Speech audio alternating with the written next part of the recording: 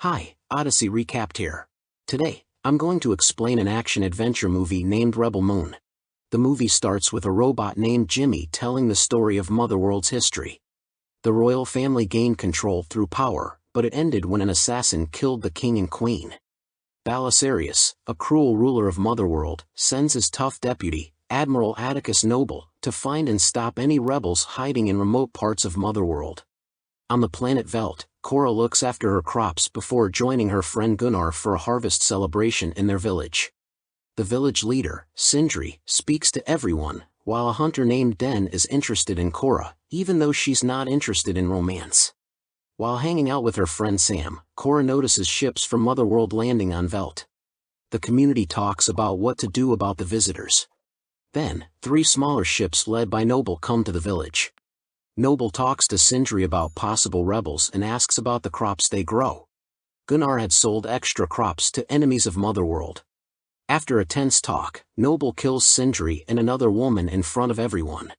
He then tells Gunnar that the village must give their grain supply to Motherworld within 10 weeks. In another part of the village, a young soldier named Eris seems to like Sam, but he can only watch as his bosses tease her. He also talks briefly to Jimmy, who tells Sam about Princess Issa, the daughter of the murdered king and queen. Jimmy feels sad about how Issa was meant to bring about a better time, but it was all taken away so unfairly. The people in the village discuss what to do with Noble and his men. Some suggest trying to talk to them and appeal to their sense of kindness. Later, Kora observes some soldiers mistreating Sam, despite Eris attempting to intervene and prevent them from causing harm. Kora goes into the barn with an axe and fights against the soldiers, but the captain threatens Sam with a gun. Jimmy arrives, and instead of obeying the captain's orders to kill Kora, he shoots the captain. This makes Kora realize they must stand up and fight back because Noble will harm the villagers when he comes back. Kora leaves Velt with Gunnar to find a rebel group called the Blood Axes, who might help them against Belisarius' forces. Along the way, Kora shares with Gunnar the painful memory of witnessing her community's massacre by the tyrant when she was young. She recalls a moment when she had a chance to kill him but couldn't because her weapon had no bullets. Instead of punishing her, Belisarius made Kora train as a soldier at the Imperium, where she was given the name Arthelais and turned into a warrior before she left. Despite being trained to be emotionless, Kora had a lover who died in battle. Kora and Gunnar reach the port city of Providence to find the person who can guide them to the Blood Axes. When they talk about General Titus, a man named Kai nearby starts to listen. Kora and Gunnar encounter a thug who tries to sexually assault Gunnar, but Kora intervenes and knocks him down. A nearby alien informs them about where to find Titus before the thug comes back with reinforcements. Kora and Gunnar engage in a fight with the thugs, defeating them until the main thug holds Kora at gunpoint. Kai steps in, shooting the thug before introducing himself as a smuggler. He decides to join forces with Kora and Gunnar. Kai proposes to Kora that he knows someone who can help them. He leads them to a ranch on another planet to find a man named Tarek, who is being held captive by the rancher, Hickman, because Tarek owes him a debt. Hickman learns about Kora's mission, and the 3 strike a deal with him. If Tarek can tame a chained-up creature called a Bennu nearby, then Hickman will release Tarek. However, if Tarek fails, they'll owe Hickman. Tarek bravely approaches the Bennu and manages to communicate with it. He frees the creature and successfully rides it. As Tarek gains his freedom to join Kora, he witnesses Hickman mistreating the Bennu. Tragically, the Bennu retaliates, fatally injuring Hickman in the process. Kai takes Kora to a cobalt mining planet where they encounter a skilled swordsman named Nemesis. Just as Kora is briefed about their task, she comes across a humanoid spider creature named Harada. Harada has captured a young girl and is about to harm her. Nemesis attempts to reason with Harada, but their efforts fail, leading to a fierce battle. In the end, Nemesis defeats Harada, rescues the girl, and decides to join Kora's group. This encounter prompts Kora to remember her past as a royal guard for Issa during her time with the Imperium. Kora recalls a moment when she saw Issa miraculously revive a bird.